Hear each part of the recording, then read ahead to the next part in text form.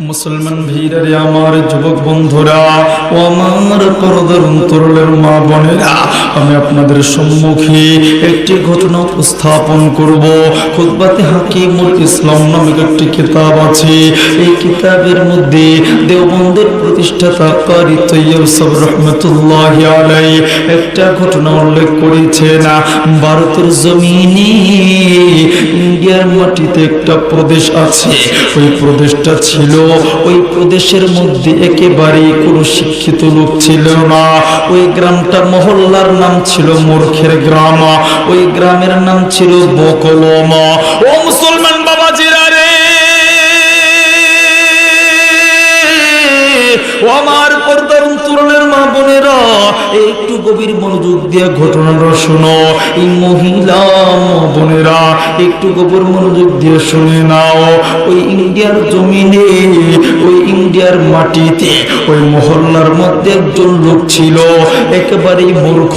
কোন শিক্ষার আলো তার মধ্যে ছিল না, দুনিয়াবি শিক্ষা ছিল না, পরকালের কোন শিক্ষাও ছিল না, নববী শিক্ষা ছিল না।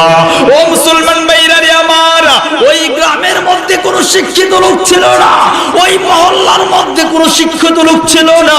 এই জন্যই ওই মহল্লার নাম ছিল মূর্খের গ্রাম, ওই মহল্লার নাম ছিল বকলম।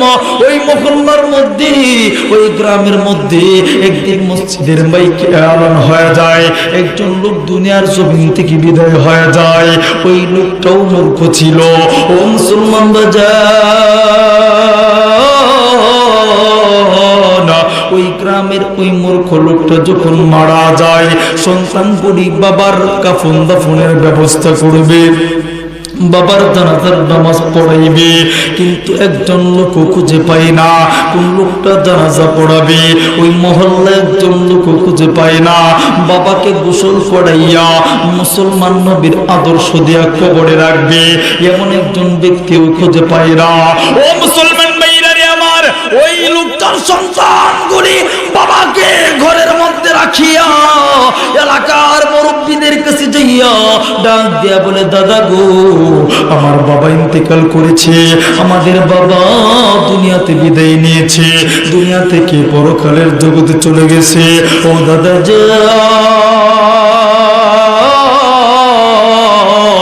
কিন্তু আমার বাবাকে তো কবর দিতে হবে, আমার বাবাকে গোসল করাইতে হবে, আমার বাবাকে কাফন দাফন করতে হবে। ও দাদা, কেমন করে আমার বাবার কাফন দাফন করবো, আমার দাদার লাশটা কেমন করে কবরে রাখবো, এটা তো আমরা জানি না। দাদা, আপনারা তো জানেন, অনেক লাশ আপনারা কবরে রেখেছেন, অনেক জানাজা পড়াইছেন, অনেক গোসল করাইছেন।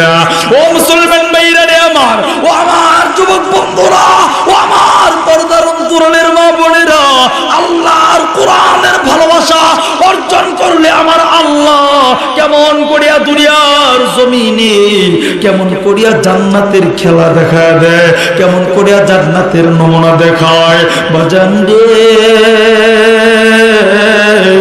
একটু গভীর মনোযোগ দিয়ে শুনে যাও, দিলটা নরম করে দেন, দেখেন দুই পুরো চোখের পানি ফলাইতে পারেন কিনা আমার আল্লাহর কোরআনের ভালোবাসায়, আমার নবীর মহব্বতে। ও মুসলমান ভাইরা রে আমার, ওই যুবক গুলি বলে, দাদা আমরা জানি না কেমন করিয়া কাফন দাফন করতে হয়। দাদা ডাক দিয়া বলে, নাতি রে, এই ব্যবস্থা তো আমিও জানি না কেমন করে কাফন দাফন করে। এলাকার ওই যুবকগুলি এবার মুরব্বি ডাক দিয়া বলে, নাতি তবে একটা পরামর্শ আমি দিতে পারি।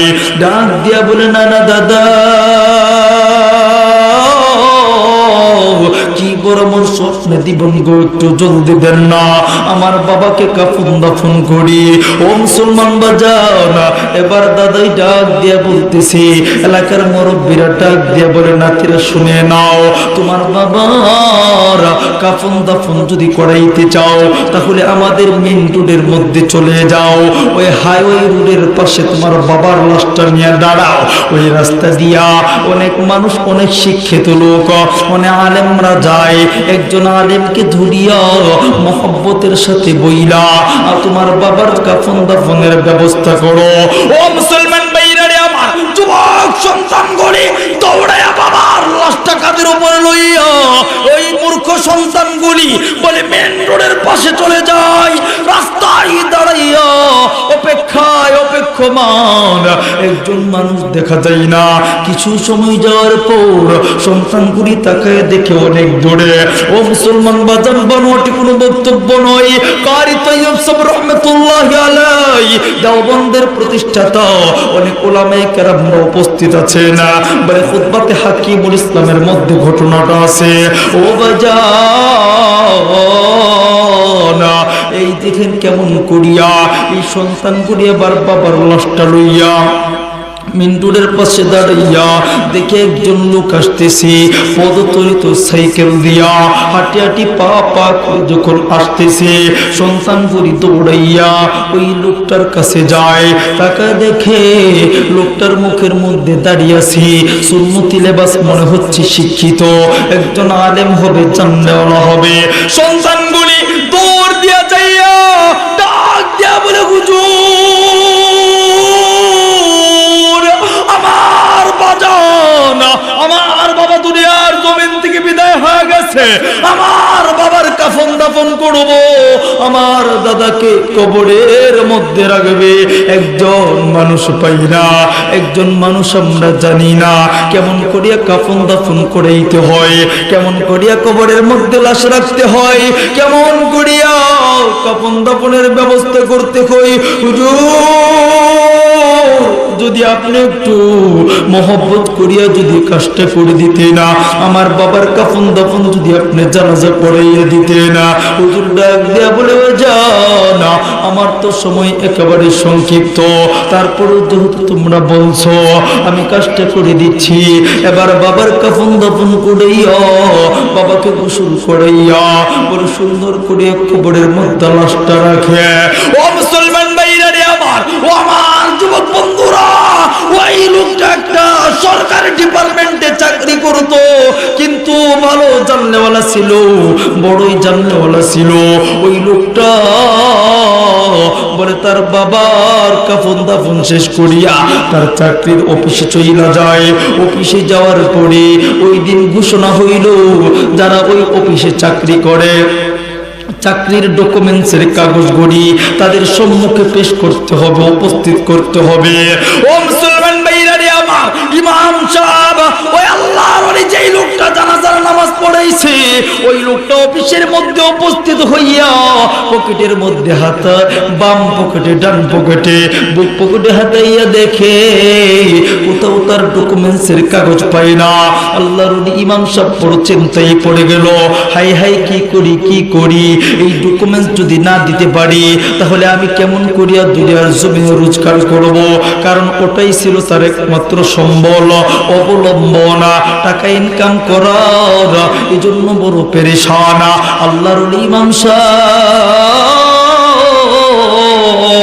পেরেশান হইয়া রাস্তা দিয়ে হাঁটতেছে হাঁটতেছে হাঁটতে হাঁটতে ওই যে গোরস্থান, ওই গোরস্থানের পাশে ওই এলাকার মধ্যে উপস্থিত হইয়া যায়। যেই লোকটা যেই সন্তানের বাবা মারা যায় ওই সন্তানগুলি তাকে দেখে আবার কি জন্য হুজুর আসছে, দৌড়ায় সন্তানগুলি চলে আসে হুজুরের কাছে আইসা বলে, হুজুর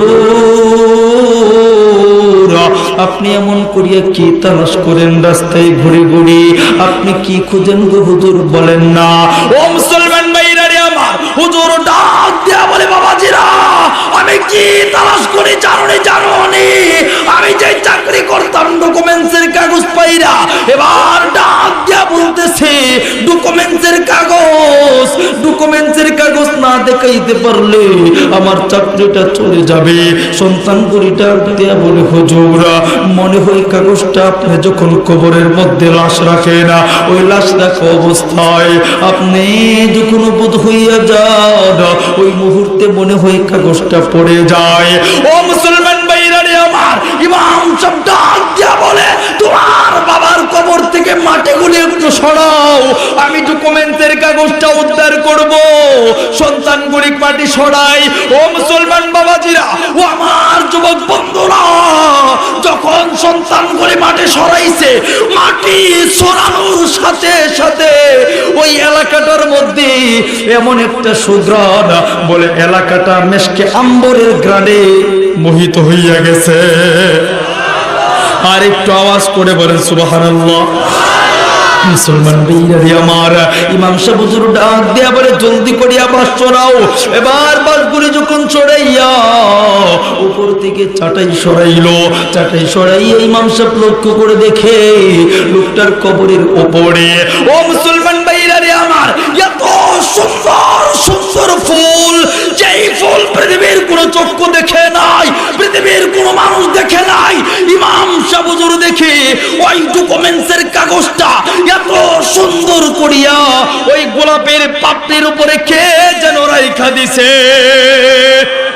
ও মুসলমান ভাইরা রে আমার, যুবক বন্ধুরা, ইমাম সাহেব হুজুর এই দৃশ্য দেখার পরে এবার কবরটাকে বন্ধ করিয়া মাটি দেওয়ার পরে ইমাম সাহেব আল্লাহর ওলি এবার সন্তানদেরকে ডাক দেয়া বলে, ও সন্তানরা রে, আমি জানতে চাই তোমার বাবা কেমন শিক্ষিত ছিল, কে আমল করতো এলাকার, আর তোমার জন্য সুপারিশ করবে রে মুসলমান।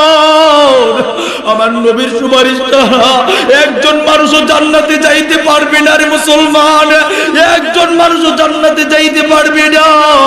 আজকের মাহফিল সফল হয়ে যাবে, আজকের ভালোবাসা সফল হয়ে যাবে। একজন যুবক দাঁড়ায় ওয়াদা করবা, হুজুর আমি নবীকে ভালোবাসি, আমি নবীকে মহব্বত করি, আমি কোরআনকে ভালোবাসি, হুজুর নবীর মহব্বত আমি চাই, আমার জন্য একটু দোয়া করবেন। একজন যুবক দাঁড়ায় ওয়াদা করো, নবীর কলিজে আঘাত দিবা না। আমার নবী যে ডাক দিয়া বলে, যে লোকটা দাড়ি কাটতো সে যেন আমি নবীর কলিজার মধ্যে আঘাত দিল। মুসলমান, একজন যুবক দাঁড়ায় ওয়াদা করো আর কোনোদিন দাড়ি কাটবা না। একজন যুবক চাই আমি আজকের মাহফিল কবুল হয়ে যাবে, আমার নবীর আশিক দেখতে চাই। হাজার হাজার মানুষ, একজন পাগল দাঁড়ায় যাও, একজন যুবক নবীর আশিক দাঁড়ায় যা। ও যুবক, শুধু বাংলাদেশ তো ইন্ডিয়া আলোচনা করি, আমি তোর জন্য দোয়া করব। মুসাফির, আমার নবীর শাফায়াত তারা কেমনে জান্নাতে যাইবি, আমার নবীর হাত থেকে কেমনে হাউজে কাউসারের পানি নিবি। একজন যুবক তুমি দাঁড়ায় ওয়াদা করো। একজন যুবক বাজান, কেউ কারো দিকে তাকাবেন না। এখন মারা গেলে আপনার ভাই আপনাকে এখান থেকে সরাইয়া গুরুস্থানে নিয়ে যাবে, একজন লোক আপনার সঙ্গে কবরে যাবে না রে মুসলমান। কোন দুনিয়ার জন্য পাগল হইয়া একজন আরেকজনের দিকে তাকাও। একজন মুসলমান হুজুকে দাঁড়াই নবীর পাগল হইয়া দুই হাত তুলে দাঁড়ায় থাকো, আমার আল্লাহকে দেখায় দাও। আল্লাহ, আর কোনোদিন দাড়ি কাটবা না। আরেকজন দাঁড়ায় যাও, আল্লাহর নবীর আশিক দেখতে চাই, দাঁড়ায় যাও, দাঁড়ায় যাও, দাঁড়ায় যাও আল্লাহর জন্য পাগল হইয়া। আরেকজন যুবক দাঁড়ায় যাও, দাড়ি কাটবা না, দাঁড়ায় থাকো, আল্লাহকে দেখাও, আল্লাহকে দেখাও, দাড়ি কাটবা না। ওই দিক থেকে দাঁড়ায় যাও, আমার আল্লাহকে দেখাও। আরেকজন যুবক দাঁড়ায় যাও, দোয়া করব।